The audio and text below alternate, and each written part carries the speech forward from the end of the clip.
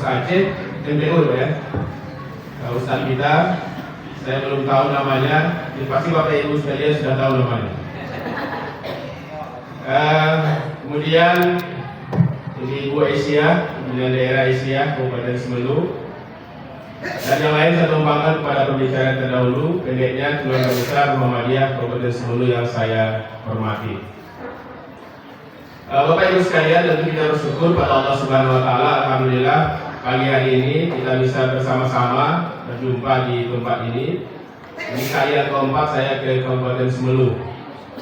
Dan sebenarnya meskipun ketua panitia maupun ketua PDM tadi menyampaikan bahwa di Aceh itu secara umum Muhammadiyah berbeda dengan Sumatera Utara, tapi untuk khusus Kabupaten Semelu ini, saya rasa Muhammadiyahnya tidak jauh beda dengan di Jawa, karena semangatnya sangat luar biasa. Karena itu kemudian saya nggak berani juga terlalu mengupgrading, tapi kita silaturahim saja. Dan perjalanan kami kemarin itu perjalanan yang cukup dramatis juga. Dramatisnya yang pertama masalah 4 pulau. Saya takut nanti pulaunya nggak jadi diambil, tapi yang ngambilnya ada selurusan nih Pak, dari sebelum ini. Karena saya juga sebagai pengamat politik kecil-kecilan, yang mengambil itu bukan Sumatera Utara. Jadi kalau di netizen itu 99% warga Sumatera Utara menolak Tito dan Bobi mengambil pulau yang 4 itu. Itu harus saya tegaskan itu. Yang mengambil bukan Sumatera Utara, tetapi orang-orang itu. Jadi nggak ada mengambil pulau. Makanya mungkin alhamdulillah kembali ke pangkuan Aceh, dan sekaligus sebagai bentuk bahwa Aceh ini tetap berada di negara kesatuan Republik Indonesia. Karena kalau itu diambil, maka ini peluang untuk gerakan yang disampaikan oleh Mu'alim akan kembali bergejolak, dan itu peluang juga bagi daerah-daerah lain untuk memisahkan diri. Itu sangat berbahaya. Entah siapa yang melakukannya, mudah-mudahan mereka diberikan hidayah oleh Allah Subhanahu Wa Taala. Kemudian setelah itu Ustaz Maulana menginformasikan kami minta kemari. Begitu saya bersedia, rupanya anak saya di Jakarta sakit. Gigi enggak ya? Setelah dia sakit, yang mungkin saya terpikirkan, saya pun sakit. Pergi enggak ya? Pergi enggak ya? Akhirnya saya putuskan kata istri, abang pergi saja ke Semelu. Insya Allah anak kita akan diurus dan dia ke Jakarta. Sampai sekarang masih Jakarta. Alhamdulillah kemarin sudah keluar dari rumah sakit. Setelah saya putuskan untuk ke Semelu, drama berikutnya datang dari Maulana, Ustaz Maulana. Kapal yang dari Singkil berangkatnya bukan hari Rabu, tapi hari Kamis. Syukurnya Dr. Abdul Ghafur belum pernah kemari. Jadi kata Ustaz Maulana kemana? Oh, Ustaz Abdul Ghafur, abang aja ngurus katanya. Saya bilang, kita mas dari Maulana. Ini biasanya dari mana kan? Biasanya dari Singkil. Bisa bilang, karena sekali kita sudah menjadikan dia, kita jalan aja. Jadi di Muhammadiyahnya seperti kata Pak Ketua PDM tadi, nggak ada yang tidak ada anggarannya, tapi harus ada yang kita anggarkan. Apa yang kita anggarkan? Semangat kita. Jadi perjalanan yang seharusnya 7 jam dari Medan ke Singkil bertambah sedikit menjadi 14 jam ke Molabo. Di kemarin sampai jam 11 di Molabo, jam 2 berlayar ke Pulau Semelu. Dan Pulau Semelu ini ternyata lebih jauh daripada kita pergi ke Malaysia atau ke Thailand. Hebat Indonesia ini Pak. Jadi luar biasa Indonesia ini, dan alhamdulillah pula di Pulau Semelu ini kita bisa bersilaturahim dan mendapatkan nilai-nilai yang luar biasa, karena saudara-saudara kita sesama Muhammadiyah di sini berbeda dengan Tebing Tinggi. Jadi Pak Ketua PDM, meskipun Tebing Tinggi itu semuanya saya Muhammadiyahkan. Kalau Tebing Tinggi Bu, semua orang saya Muhammadiyahkan kalau dia Islam. Mau dia NU harus Muhammadiyah, kalau enggak kafiriyah. Muhammadiyah atau enggak? Muhammadiyah itu NU situ. Al-Siyah di Muhammadiyahkan. Al-Ijadiyah di Muhammadiyahkan. Di Semelu saya lihat banyak kali pejabatnya yang warga Muhammadiyah. Artinya sebenarnya peluang Muhammadiyah untuk lebih maju dari daerah lain di Aceh ini, bahkan di Sumatera Utara jauh lebih besar. Ini nanti insya Allah kalau kita Pak Mufti itu biasa menerima masukan dari daerah. Kita sampaikan kepada dia nanti Pak, di Semelu ini ada Kabupaten Muhammadiyah. Iya kan? Meskipun nggak boleh kita bilang seperti yang orang itu, ada Kabupaten Muhammadiyah yang sebagian besar masyarakatnya akrab dan familiar dengan Muhammadiyah. Mungkin mirip di kampung saya sama kampung Pak Fauzan. Di Padang Panjang Bukit Tinggi itu Muhammadiyah ini sudah jadi kultur. Jadi orang tidak lagi alergi kalau disebut dengan Muhammadiyah. Dulu waktu di Bukit Tinggi Bapak Ibu sekalian, ketika pertama saya ketemu M, orang menyebut Muhammadiyah itu dengan M atau MD. Disebut apa enggak? Orang apa tuh? Orang M. Saya bilang jangan bilang M. Nanti orang salah sangka. M itu bisa berarti macam-macam. Memaafkan bisa diartikan yang ibu tuh menstruasi. Atau MD. Bilang orang lain bilang Al-Syiah. Nahdlatul Ulama Muhammadiyah juga harus disebut dengan Muhammadiyah.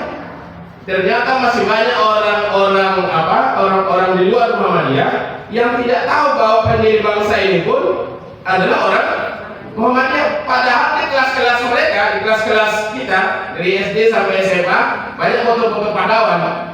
Ada foto Buya Hamka, ada foto Kiai Haji Dahlan, ada foto Insinyur Soekarno, ada foto Jenderal Sudirman, ada Juanda, yang semuanya orang Muhammadiyah. Tapi orang Muhammadiyah sendiri tidak mau memperkenalkan dirinya. Karena itu Bapak Ibu sekalian, tugas utama kita adalah percaya diri menjadi orang Muhammadiyah. Dan Muhammadiyah ini adalah organisasi legal formal yang diakui oleh pemerintah, bukan oleh pemerintah Indonesia, tapi mulai dari pemerintah Hindia Belanda. Yang akta notarisnya itu tahun 1918. Saya mau kasihkan bukunya sama Maulana, ada buku merah itu dituliskan. Kita punya NPWP 1. Jadi meskipun Pak Ketua PDN, kita Muhammadiyah ini secara berjenjang tidak saling membiayai, tetapi kita saling mendoakan. Ini pernah saya alami. Kami membangun amal usaha di Keding. Waktu saya Ketua PDN, belum ada SMP dan SMA. Lalu kami mendirikan SMP dan SMA. Alhamdulillah sekarang SMA-nya SMA Pungrat. Mengenai lahan, kami datang ke Jakarta, jumpa dengan Pak Anwar Abbas dan yang lain. Sampaikan Muhammadiyah ini memang kaya, tetapi Muhammadiyah ini kekayaannya tidak diberikan secara cuma-cuma kepada warga di bawah. Supaya apa? Supaya semuanya berjuang untuk tegaknya amal ma'ruf nahi munkar. Termasuk fondasi utama itu adalah para guru di sekolah-sekolah Muhammadiyah. Bapak Ibu sekalian dari Allah Subhanahu wa taala, upgrading ini tujuannya memang seperti kata Pak Ketua PDN tadi, memompas semangat. Satu hal yang penting, meskipun jadi persoalan kita ya, bahwa Muhammadiyah itu dipercaya sekarang.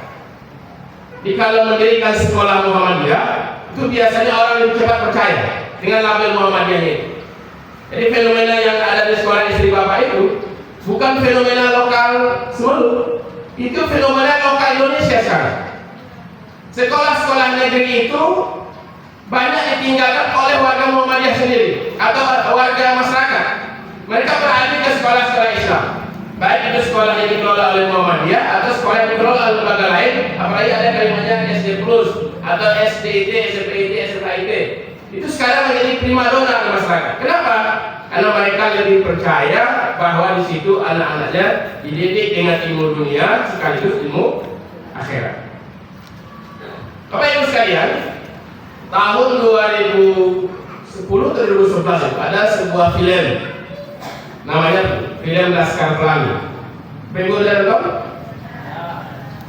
Saya sebagai pengamat lah, saya lihat sekolah Laskar Pelangi itu jauh lebih sangat sederhana.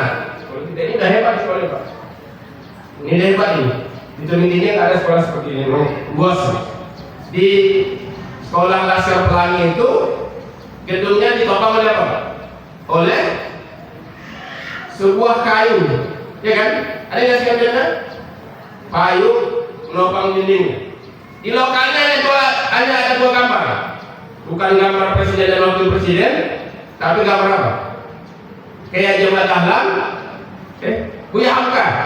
Gambar Buya Hamka dengan gambarnya Roma Irama. Tetapi ada seorang siswa atau murid yang bernama Andrea Hirata, yang kemudian kotak pensilnya itu, ada gambar Menara Eiffel. Menara Eiffel itu di mana? Di Paris. Dari melalui Menara Eiffel itulah dia mempunyai imajinasi bahwa suatu saat dia akan berkuliah di Sorbonne di Paris. Nah, pada saat itu kan nggak seperti sekarang. Terus sekarang apa itu Menara Eiffel? Langsung searching. Google kurang cepat sekarang. Ada ChatGPT. Cari. Oh ini. Akhirnya dia punya keinginan yang besar untuk bisa ke Sorbonne. Padahal sekolahnya berada di kampung yang sangat jauh dari pusat kekuasaan. Jadi saya baca tulisannya itu, pada saat itu dari Pulau Belitung untuk ke Jakarta, Pak, itu naik kapalnya di tengah laut. Udah hebat nih sebelum sekarang ini. Terus sebelum tadi turunnya langsung, tangannya ada, dijemput lagi oleh mobil ban merah. Di Belitung orang mau ke Jakarta, pemindahan penumpangnya tengah laut. Tapi seorang Andrea Hirata karena motivasi yang hebat dari guru muslimah dan dua orang guru yang lain, itu memiliki keinginan besar untuk keluar dari kampungnya bisa bersekolah di Sorbonne di Paris. Apa yang menyebabkan dia bersemangat? Apa? Motivasi hidup. Ini Bapak Ibu dirahmati Allah Subhanahu wa taala. Guru-guru di Muhammadiyah ini memang bukanlah guru-guru yang sejahtera dalam artian secara umum, apalagi jadi orang kaya, bukan. Tapi guru-guru Muhammadiyah adalah guru-guru yang memiliki dedikasi yang tinggi, pengorbanan yang besar. Kalau kita ingin menirukan ini bulan Dzulhijjah, itulah pengorbanan ruhnya Nabi Ibrahim alaihissalam. Itu Pak. Itulah yang kita anggarkan. Itulah modal kekuatan. Sehingga dari dulu Bapak Ibu sekalian, kalau baca kisah Buya Hamka, Buya Hamka itu lahir di Sungai Batang Maninjau, lalu kemudian dia merantau ke Medan, ditugaskan Muhammadiyah ke ujung pandang, menulis berbagai macam buku tentang kehidupan. Maka dia yang paling penting yang ditanamkan dalam dirinya adalah bahwa bermuhammadiyah adalah orang-orang yang bersedia berkorban. Bermuhammadiyah bukan orang-orang yang waktu-waktu luang. Jadi bermuhammadiyah bukan dalam waktu-waktu luang, tetapi meluangkan waktu. Bukan waktu-waktu tersisa, tapi menyisakan waktu. Nah, itulah yang kemudian menjadi amal ibadah kita dalam bermuhammadiyah. Termasuk fondasi utamanya adalah para guru. Bapak Ibu sekalian, dulu Kiai Jemaat Dahlan mendirikan Muhammadiyah itu hasil perenungan yang mendalam. Karena sebelum menjadi pendiri Muhammadiyah, Kiai Jemaat Dahlan itu terlebih dahulu masuk dalam kelompok atau organisasi yang disebut dengan Budi Utomo. Karena Budi Utomo itu lahir tahun 1908. Didirikan oleh Dr. Sutomo dan Dr. Wahidin Sudiryosodo. Itu tahun 1908, tahun 19-an awal itu sudah ada 2 orang dokter. Itu ijazahnya asli Pak. Asli itu 2 orang dokter. Ketika itu kita datang masuk di situ. Lalu perguruan Budi Utomo itu mendirikan sekolah, namanya Sekolah Sofia. Sekolah Sofia. Tapi setelah kita masuk ke situ, dilihatnya Sekolah Sofia itu hanya mengakomodir orang-orang kaya dan priai. Dia masuk ke Sekolah Sofia itu orang-orang kaya dari golongan-golongan priai. Kiai Jemaat Dahlan berpikir, karena dia ingat dengan nasihat dari gurunya di Mekah. Nama guru siapa?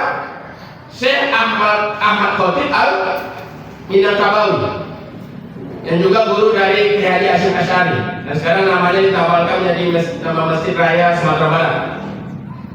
Apa nasihat Kiai Haji Hasyim, nasihat Ahmad Syekh Al-Minangkabawi itu?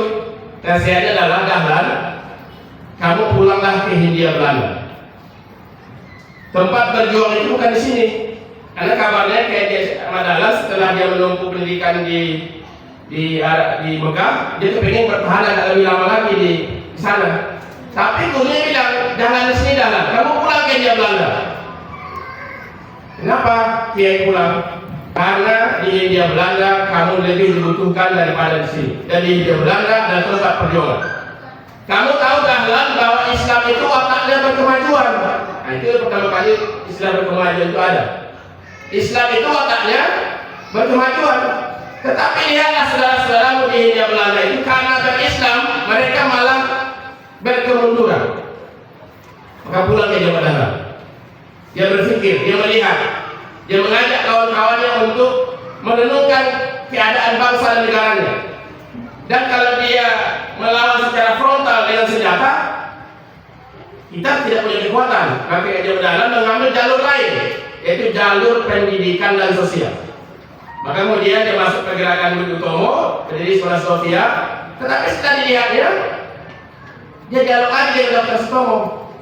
Yang tidak dalam ini, Tuan, Sekolah Sofia saya lihat, mohon maaf, kita ada di organisasi ini hanya bisa mengcover orang-orang kaya. Karena orang-orang kaya yang punya uang. Jadi kata Pak Gubernur tadi, orang-orang kaya itu punya uang, dia bisa menyekolahkan anaknya di mana saja. Dan dia bilang, kalau seperti inilah kita menyikapi perkembangan umat Islam, kapan orang-orang Islam yang termarginalkan itu bisa maju? Kapan mereka bisa mengangkat derajat keluarganya? Ya juga ya, terus kamu. Lalu setelah dialog berlanjut terus, dia bilang, bagaimana kalau saya dirikan persahabatan lain, perkumpulan lain? Diajak kawan-kawannya, lalu diadakan perenungan yang mendalam, buat pengajian-pengajian. Ada pengajian kaum ibunya, ada pengajian kaum bapaknya, lalu ada pengajian sederhana yang kemudian kita kenal dengan pengajian teologi Al-Maun. Lalu Kiai Dahlan suruh baca ayat Al-Quran, berulang-ulang ayat itu dibaca sampai paham, sampai hafal artinya. Tapi Kiai Dahlan bilang, kamu belum mengerti. Loh, kamu udah tahu, udah bisa baca, udah bisa mengartikan, kamu belum mengerti. Besok kumpulkan barang-barang bekas, jual, lalu kemudian uangnya mereka bagikan. Dari situ awalnya kemudian Kiai Dahlan mendirikan Muhammadiyah, yang kemudian diajak orang-orang yang ada di Residen Yogyakarta itu atau kota Yogyakarta pada saat itu, orang-orang yang terpinggirkan, anak-anak muda yang tidak mendapatkan akses pendidikan ditarik dengan Jawa Dahlan. Jadi kemudian disuruh sekolah. Karena itu Bapak Ibu sekalian, dari awal pendidikan Muhammadiyah ini bukan orientasinya profit, jadi bukan profit oriented. Tapi meskipun bukan profit oriented, ini saya kemarin waktu saya S2 dialog dengan Pak Agus Radika, Pak Dr. Bagaimana supaya sekolah Muhammadiyah itu maju? Kita kan membantu orang miskin nih, membantu orang miskin, membantu orang yang tertinggal, tapi tetap tidak seperti lilin. Nah, ini nggak boleh jadi seperti lilin. Kita menerangi orang, lalu kemudian kita yang terbakar. Apa kata Ustaz Radika saya? Sekolah Muhammadiyah itu diupayakan tidak boleh ada yang gratis. Enggak boleh ada yang gratis, Bu. Karena berbeda dengan pemerintah. Lalu bagaimana menolong orang miskin?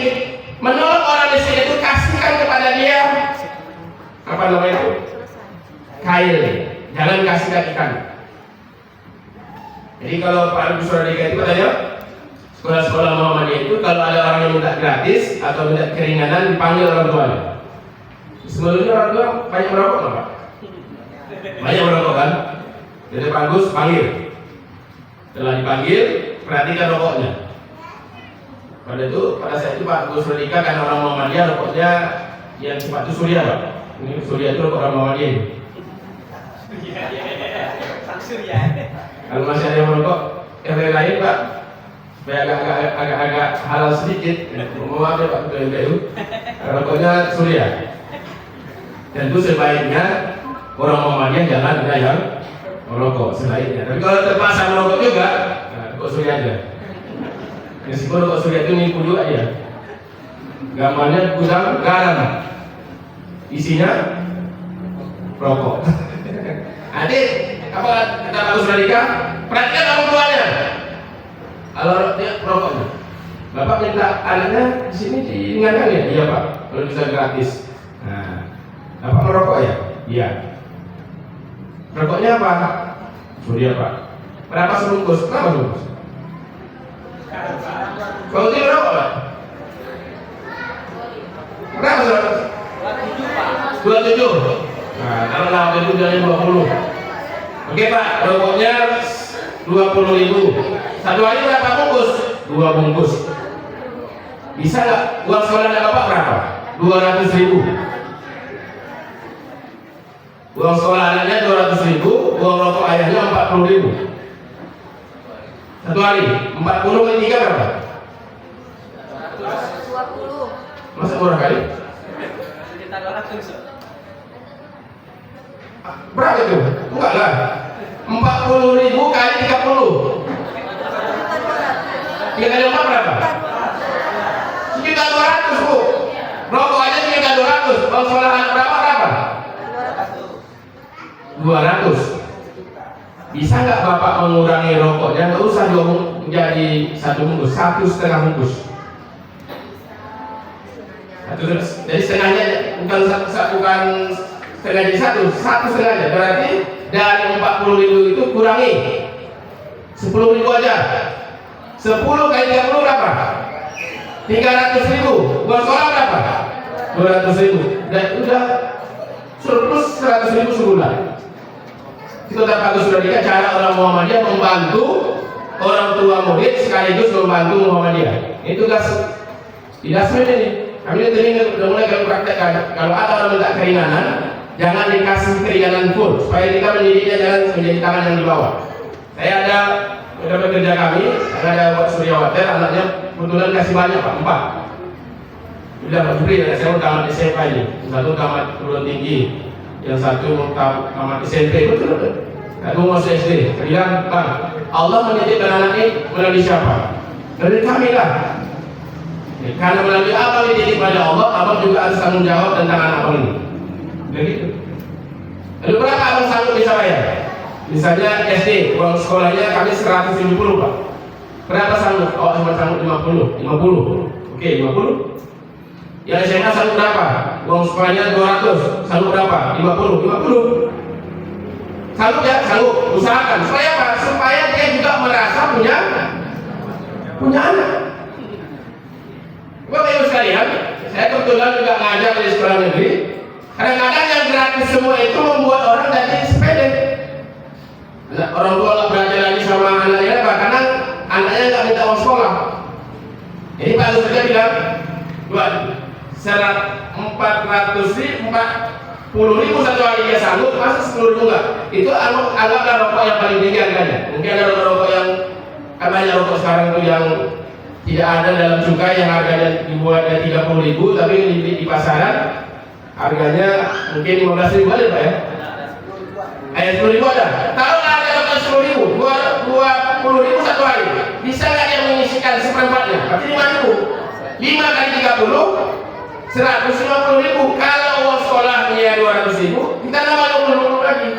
Supaya apa? Supaya guru-guru di Muhammadiyah ini jangan sampai pula dia yang menerangkan, tapi dia pula yang terbakar. Bapak Ibu daripada Allah Subhanahu Wa Taala, Muhammadiyah ini konsep utamanya adalah pendidikan. Jadi kalau orang kenal Muhammadiyah, pasti orang kenal pendidikan. Karena itu pula kemudian Presiden Prabowo di kabinetnya sekarang ini memberikan beban yang luar biasa kepada kader Muhammadiyah. Jadi Menteri Pendidikan kita Sekretaris Umum Muhammadiyah, wakilnya yang satu dari Persis, wakilnya satu lagi Mas Fajar juga dari Muhammadiyah. Kemudian Menteri Pendidikan Tinggi dan Ristek Dikti itu menterinya dari Muhammadiyah sekarang, wakilnya satu juga dari Muhammadiyah. Kan hebat tuh Pak. Makanya tadi kami jalan-jalan sama Pak Abdul Ghafur, karena beliau juga sering berjalan ke luar negeri. Kan ini kan Semulu ini pulau terluar. Anak-anak Semulu ini kalau mau kuliah ke Banda Aceh, apalagi ke Medan, harus mahal kos sana. Mungkin nanti bisa dialog dengan Pak Abdul Ghafur, Pak Maulana ya. Mana tahu nanti bisa disalurkan ide dan gagasan bisa menjadi minimal sekolah tinggi Muhammadiyah di Semulu ini. Kalau ada sekolah tinggi Muhammadiyah di Semulu ini, tentu anak-anak Semulu tidak perlu lagi jauh-jauh ke keluar, terutama yang punya keterbatasan. Dan Muhammadiyah ini sudah sangat berpengalaman. Beberapa bulan yang lalu, Bapak Ibu sekalian, Rektor Universitas Pendidikan Sorong, Profesor Samadi datang ke Tebing Tinggi. Dia mendirikan Universitas Muhammadiyah itu di lingkungan Kristen. Dan setelah beberapa tahun, Universitas Pendidikan Muhammadiyah itu mendapatkan jumlah mahasiswa terbanyak dibandingkan universitas yang lain yang ada di Kota Sorong. Bisa tanya, Pak, apakah di Kota Sorong itu tidak ada perguruan tinggi lain? Kan mayoritas Kristen nih. Ada tidak? Yang negeri ada, yang berbasis Kristen juga ada. Tapi orang itu lebih percaya dengan Muhammadiyah. Kenapa? Karena di Muhammadiyah mereka merasa dimanusiakan lebih baik daripada tempat lain. Karena itu Bapak Ibu sekalian yang dimuliakan Allah, sekarang ini kan sudah lebih luar biasa ya. Saya dekat 4 kali kemarin. Sekarang dengan kemajuan teknologi, sikap orang Semelu, cara komunikasi orang Semelu, dan kehidupan orang Semelu tidak lagi jauh berbeda dengan orang yang ada di Medan bahkan di Jakarta. Ya kan? Informasi apapun yang ada di Jakarta itu dapat di Semelu. Sekarang ibu mengajar, saya terkejut kemarin ketika saya belum tahu, saya ngajar ibu. Saya kasih tugas apapun dikasihkan kepada anak-anak sekarang ini gampang dikerjakan. Rupanya ada ChatGPT. Pak, ada ChatGPT kan? Tugas apapun yang dikasihkan kepada murid, siswa atau mahasiswa sekarang mudah dikerjakan mereka karena ada ChatGPT. Saya iseng, coba buatkan bisa artikel